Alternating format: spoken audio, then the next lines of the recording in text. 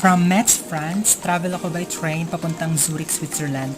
Excited ako kasi dream country ko talaga ang Switzerland. Sino ba naman ang hindi, di ba? So, in-expect kong makita yung mga napapanood ko sa Facebook. Kaya, let's go!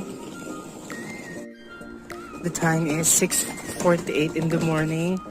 Tapos yung train ko pa is 8:10. Di ba? Ganun kaaga. Almost an hour before. Para mas maraming allowance sa katangahan. Sabi nga nila, 'di ba? Travel hangga't bata ka pa. Yung pera kikitain mo pa yan, pero yung oras at pagkakataon, hindi mo na may babalik yan. Sobrang daming realization, lalo na kapag you are traveling alone. Makikita mo yung iba't ibang eksena ng bawat bansa, yung kanilang lifestyle, culture, pamumuhay, at magagandang tanawin na sa movies at magazine ko lang noon nakikita. So, hanapin natin yung coach 17, 6